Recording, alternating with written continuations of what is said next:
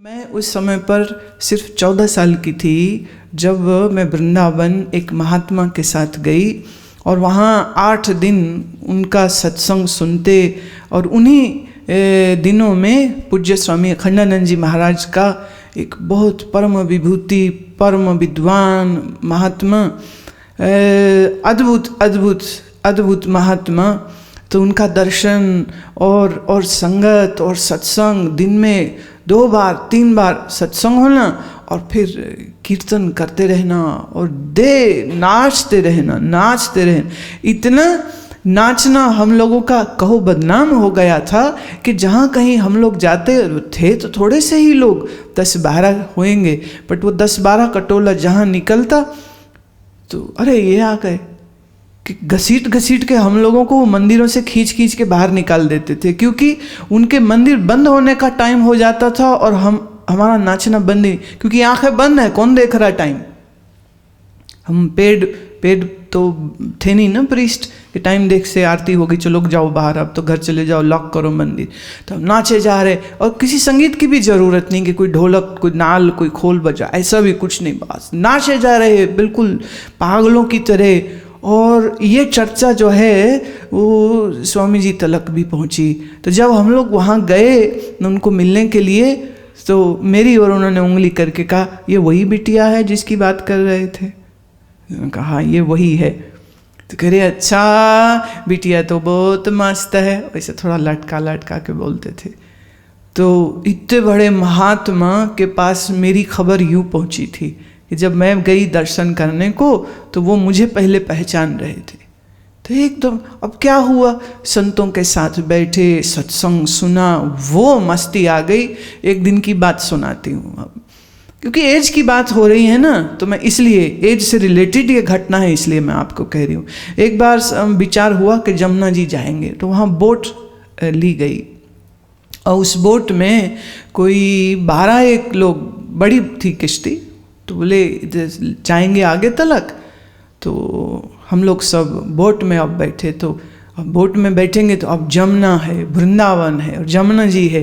तो जमुना मतलब कृष्ण है, कृष्ण माने लीला है, लीला माने कीर्तन है, कीर्तन माने गाना और गाना मतलब नाचना। तो हम लोग जो ताली बजा के लगे कीर्तन करने, तो एकदम ऐसा वातावरण हो गया कि गूंज रही थी आवाज़ पूरे उस जमुना जी के तट पे।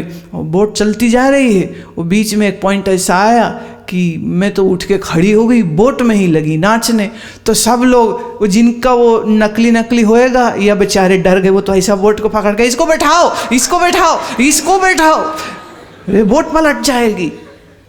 और तो हम कहाँ सुने, पलट जाए तो और अच्छी बात है, जमुना जी में ही तो जाएंगे और क्या होगा। और मैं तो कूदे जा रही हूँ बोट में। अब वो कोई बोट ऐसी कोई लग्जरी बोट तो बड़ी तो है नहीं, वो it's just simple wood boat, you know, to go across from this way to that's it, आर पार जाने के लिए। तो फिर वो जो हमारे महात्मा थे उन्हीं को उठ के तो ऐसा बाँह पकड़ के उन्होंने मेरे को बैठाया, भगवान जी बैठ जाओ, भगवान जी शांत हो जाओ, तो बैठ जाओ, अभी बोट हिल रही है, सब डर रहे हैं, तो डराइए मत भगवान, सबको डराओ मत। तो आप देखिए प्रार्थना करो तो भगवान को मानना पड़ता है ना। तो फिर ये भगवान मान गए, तो फिर बैठ गए और फिर बैठे में गा रहे हैं, नाच रहे हैं। अब देखिए मुझे तैरना नहीं आता था तब, और उस समय पर मुझे पानी से भी बहुत डर लगता था। हम पंजाब में रहे हैं तो समंदर तो देखे नहीं हैं, और नदियों में कहाँ, ब्यास से तो कभी जब जाओ दिल्ली तो आप ट्रेन में बैठे देख रहे हो कि नीचे से ब्यास है और आप ऊपर से निकल गए। तो पानी से बड़ा भय था मुझे। और कहाँ जमुना जी में बोट में बैठे हुए में नाच रहे, भय कहाँ गया। तैरना तो अभी भी नहीं आता, अगर कहीं बोट पलट जाती तो हम तो डूबेंगे सनम, तुमको भी ले डूबेंगे वाली बात हो जाती, हम तो डूबते ही डूबते वो भी साथ में डूब जाते। तैरना किसी को भी नहीं आता था। तो कोई सिक्योरिटी गार्ड नहीं, कोई वाटर से बचने का कोई प्रोटेक्शन वाला जैकेट नहीं, आप गा रहे हैं आप, और क्या मस्ती है वो। पानी क्या होता है और डूबना क्या होता है और मौत क्या होती। तो एक मौत तो एक बला है, हमने पता न छीना, हमने उसका कोई पता नहीं रखा है। ये मौत किस बला का नाम है, हम नहीं जानते मौत क्या होती है। वो नाच रहे हैं और कूद रहे हैं। कितना समय लगा मेरे डर को जाने में, पता भी नहीं चला कब निकल गया, पता भी नहीं चला कब निकल गया। देखो, बाल अवस्था में सबके अंदर कोई ना कोई भय होते। बहुत सारी चिट्ठियां भय के ऊपर है। इससे डर लगता, उससे डर लगता, इससे डर लगता, उससे डर। डर मन के अंदर स्वाभाविक होता है, नेचुरल होता है। We are born with that. Mind is made of tamoguna and tamoguna means fear. It will generate fear. But the mind also has sattva guna into it. So if we develop our sattva guna, then the fear will go away. सत्व गुण कैसे आता है, आपका सत्व गुण कैसे बढ़ता है जिससे भय दूर हो जाए? तो सत्संग है, सत्य का श्रवण है, संतों की सेवा है। बड़ी मजे की चीज होती है संतों की सेवा, बड़ी मजे की चीज होती। अभी जिसको इसका स्वाद नहीं लगा वो नहीं जानता, पर जिसको इसका स्वाद लग जाए, पूछो शबरी से, वर्षों वर्षों वो रास्ता साफ करती रही, झाड़ू चला करके, और फल फूल इकट्ठे करती रही। क्योंकि गुरु ने कह दिया था, ऋषि मतंग ने कह दिया था कि राम का जब अवतरण होगा तो राम खुद चल के तेरे पास आएंगे और तुमको ज्ञान उपदेश देंगे। हमारा तो समय पूरा हो गया है, हम तो शरीर छोड़ रहे हैं, पर तू चिंता मत कर, बस उनकी इंतजार कर। न दिन बताया, न महीना, न तारीख, न सन, कुछ, और बोला बस वेट करो उसकी। अब उसे तो शबरी को कैसे पता चला किस दिन आएंगे और कब आएंगे?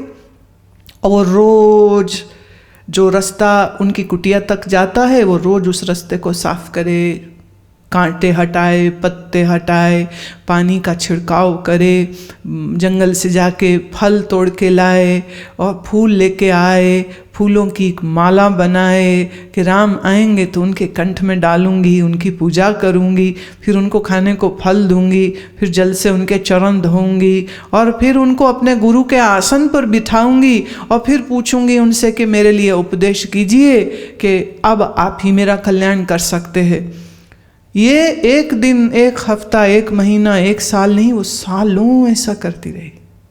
क्योंकि जब ऋषि मतंग ने बोला था तब तक तो राम का जन्म ही नहीं हुआ था, अभी तो जन्म ही नहीं हुआ था। कब जन्मेंगे, कब बड़े होंगे, कब ब्याह होगा, गुरुकुल पूरा करेंगे, हाँ 25 वर्ष के हो जाएंगे, फिर उनको वनवास होगा, फिर वो इस दिशा में आएंगे। What a long journey of wait. And she kept on waiting. And she kept on waiting. क्यों? गुरु का वचन सिर माथे पर, गुरु ने कहा है, सत्य कहा है। गुरु के वचन पर एक बार भी शंका नहीं आई। कच्चा चेला होता तो भाग जाता कि 6 साल हो गए, 8 साल हो गए, 10 साल हो गए, 15 साल हो गए, कब तक वेट करूं, पागल हूं मैं क्या? पर वो वेट करती रही। रोज शाम तक जब वो ना आते तो फल जो है वो फेंक देती जंगल के दूसरे पक्षियों के लिए, फूल जो हैं वो जल में प्रवाहित कर देती, और अगले दिन फिर सुबह उत्साह से ब्रह्म मुहूर्त में उठ जाती, अपना आसन प्राणायाम करके स्नान के बाद फिर वो फल तोड़ के लाती, फिर वो फूल तोड़ के लाती, फिर वो उसकी माला बनाती, और राह तकती रहती, राम आएंगे, राम आएंगे, राम आएंगे। कब आएंगे मालूम नहीं, क्या लगन लग गई उसको।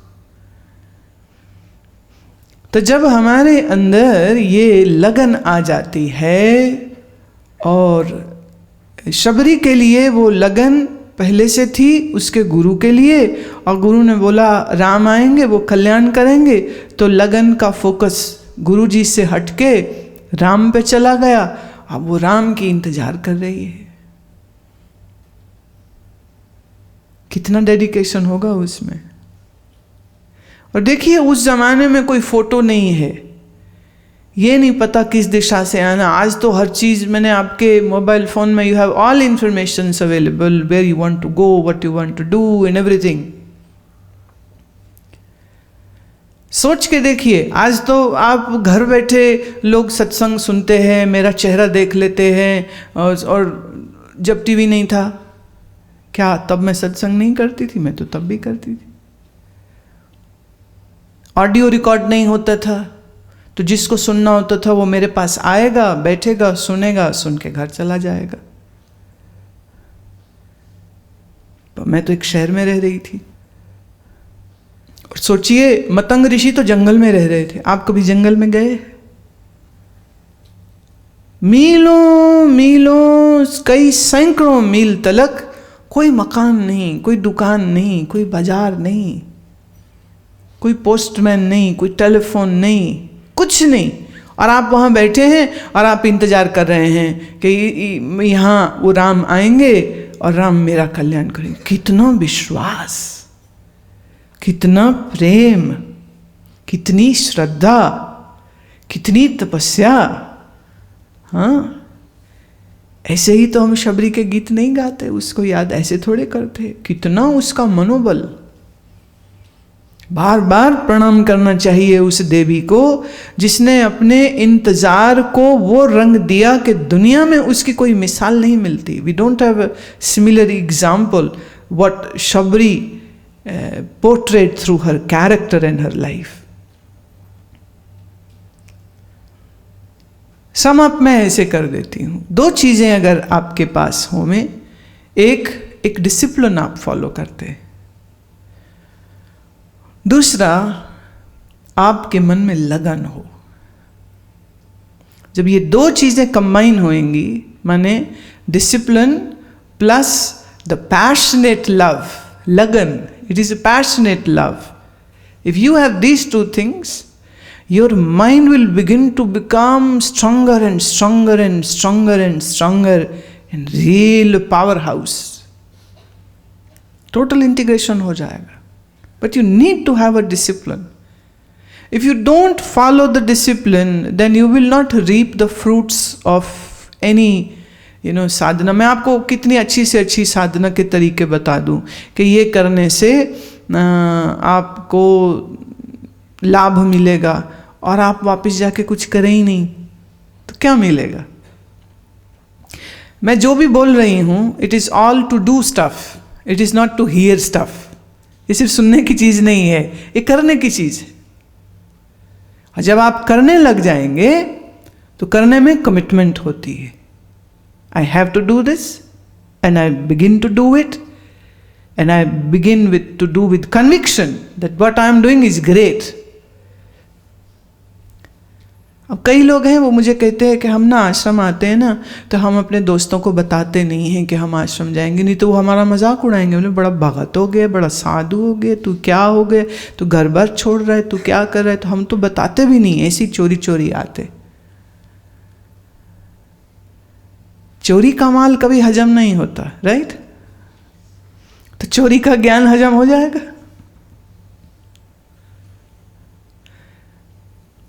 अभी मैं वैंकूवर में थी, मेरी एक रेडियो इंटरव्यू हो रहा था, और जो एंकर था ना वो, उसको जैसे एक शॉक नहीं लग जाता, दिल को शॉक लग जाता कोई, वो ऐसे बोल रहा था। कहता है आप एक अच्छे फैमिली में जन्मे, एक अच्छे बिजनेस फैमिली में जन्मे, आपने कॉन्वेंट में पढ़ाई करी, आप एक अमीर घर से थी, फिर क्या हो गया आप इस तरफ आ गई? मैंने एक बार तो जवाब दे दिया उसको। हुआ ये कि उसी एंकर को एक वीडियो इंटरव्यू के लिए भी, he is one of the best in that area, तो उसको बुलाया गया कि वीडियो वाला इंटरव्यू भी आप ही करेंगे। तो मैंने तो मना कर दिया, मैं नहीं जाऊंगी अब किसी स्टूडियो में। तो they brought the cameras where I was staying, तो उन्होंने वहीं सेटअप बनाया। अब ये श्रीमान जी बैठे, अच्छी अच्छी बात चलती रही, मतलब सही उस दिन सवाल पूछ रहे हैं और मैं जवाब दे रही हूँ। सडनली फिर वो उसी मूड में आ गए। फिर उन्होंने वही बात दोहराई, आप एक इतनी अच्छी बिजनेस फैमिली में से, आप ऐसे हैं, आपके ऐसे थे, तो क्या हुआ कि आप? मैंने कहा आप तो ऐसे बोल रहे हो जैसे हम कोई कत्ल करके आए कि क्या हो गया? हाँ, इतना अफसोस आपको हो रहा है। जब रेडियो इंटरव्यू था तब मैंने जवाब दिया, मैंने कहा देखिए जो मैं कर रही हूं it is the best of best, थे ये पंजाबी, तो पंजाबी का खून ऐसे में देख उबाल खा के कहता है, जी बिल्कुल सही कह रहे हो, you are best of the excellent, you are the best of excellent. ये टर्म मैंने पहली बार सुना। मैं okay, he is getting excited now. हाँ, he is getting so excited, you are best of the excellent. मैंने कहा हम जो कर रहे हैं ना, ये दुनिया का सबसे बेहतरीन काम है। लोगों की इंजीनियरिंग का जॉब लग जाए, 10 लाख 50 लाख साल का मिल रहा है, लोग बहुत खुशी होते हैं, राइट, खुशी मनाते हैं, अरे वाह व्हाट अ जॉब, सीधे यूएस चले गए, क्या बात है। हाँ, अच्छा डील हो जाए बिजनेस में या कुछ बिजनेस हाउस में वो अपने पिताजी के साथ सेट हो जाए तो भी लोग बड़ा खुश होते हैं। लेकिन उनके इनकम का एक गेट लगा हुआ है कि इतनी है, इसके बाद टैग लग गए ना, 50 लाख है, अब वो 50 है तो 50 के ऊपर तो नहीं जा रहा ना, उसका भी एक टैग लग गया। और उसकी कंपनी किसी एक देश में होगी, किन्हीं चंद जगह में होगी, किसी थोड़ी जगह में आउटलेट होंगे, एक लिमिटेड उसका प्रॉफिट होएगा, राइट। मैंने कहा my job salary is unlimited because my boss is unlimited, my boss is infinitude, so my work is going across the territory. देखिए अभी तो आपको हम सुना रहे हैं, मान लीजिए अभी साइंटिस्ट बोल रहे हैं कि दूसरे प्लैनेट्स में भी बड़े इंटेलिजेंट जीव हैं, मान लो मुझे वहाँ उन्होंने बुला लिया, हम क्या हो सकता है अपना शिप भेज दें, मैं मार्स में जाके सत्संग कर रही हूँ। तो अगर वो बहुत इंटेलिजेंट होंगे तो मैं जो बोलूँगी वो आप ही उसको ट्रांसलेट करके समझ लेंगे कि मैं क्या कह रही हूँ। एक महात्मा मेरे से किसी बात पे गुस्सा हो गए बड़े जोर से, पुरानी बात है, तो वो उन कहते नर्क में जाएगी, ये तो नर्क में जाएगी। आप में कितने लोगों ने हमारा ड्रामा देखा, कुड़ियाँ जेना जमिया? Oh not everybody, okay. मैं इसलिए कह रही हूँ कि जब ये बोलती हूँ तो उस स्क्रिप्ट में ये एक डायलॉग है जो पंडित बोलता है, उसमें कहते नर्क में जाएगी भागो रानी, 1.25 लाख की कंजूसी करगी, जग करती तो लड़का होता लड़का। तो उसने मेरे लिए बोला, बंदे ने, उस महात्मा ने, नर्क में जाएगी। मैं कोई बात नहीं, वहां भी सत्संग करेंगे, जो यहाँ कर रहे हैं वही वहां कर लेंगे। नर्क हो, स्वर्ग हो, वैकुंठ हो, शिवलोक हो, भूतों का डेरा हो, कोई हो, doesn't matters. You become fearless when you have लगन।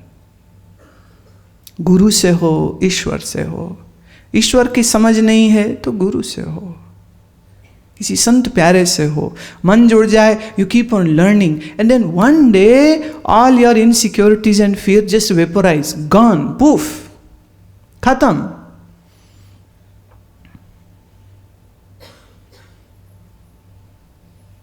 हमारा एक शिष्य है, शुरुआती शिष्यों में जो एंट्री मारे हमारे पास आके रहने लगे, तो उनके एक रिश्तेदार मिलते हैं, तो रिश्तेदार कहता है, उसके मतलब मेरे सामने ही कह रहा है, वो कह रहे पहले तो एवं जी ही होंदा सी, हुण तो बड़ी पर्सनैलिटी हो गई तेरी,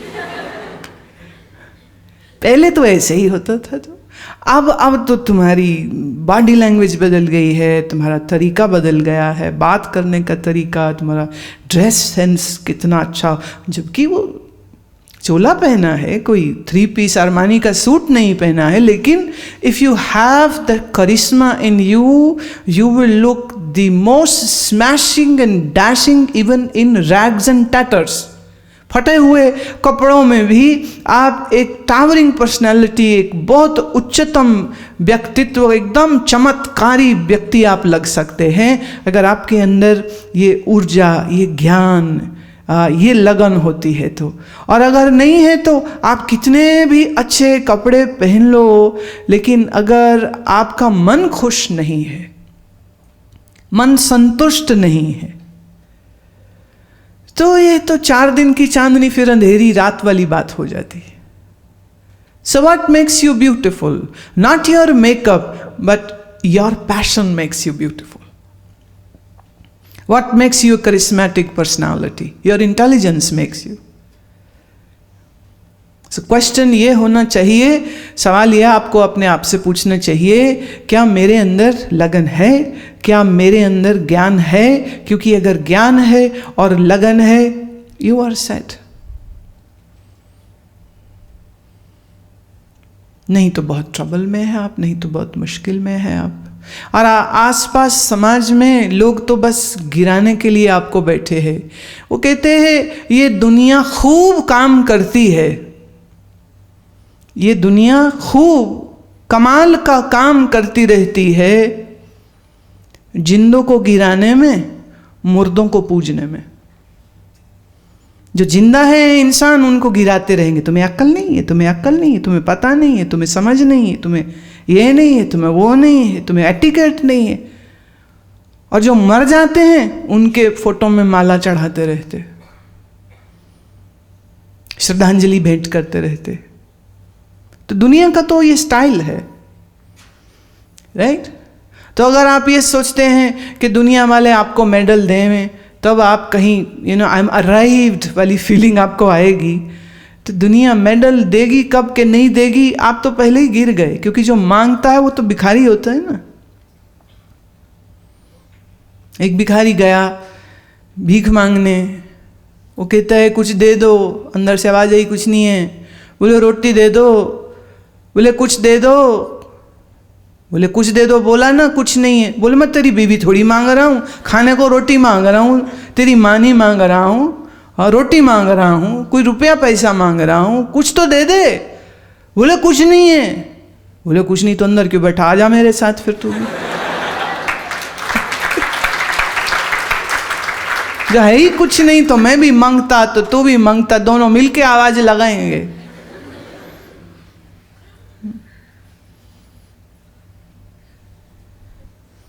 मुझे एक लाइन याद आ गई, सुन लो। नहीं वो उसके लिए नहीं। पंजाबी जिनको समझ आएगी वो इसको ज़्यादा मज़ा ले पाएंगे। ये बचपन में हमारे मकान जिस मोहल्ले में मैं रहती थी, वहाँ पर एक आते होते थे मांगने वाले, तो वो ये आवाज़ लगाते थे, छोटियां हुंदियां मर गए मापे, रुंदे पे न्याणे, 10-10 पैसे दे दो लोको, कच्चे नवे सवाणे।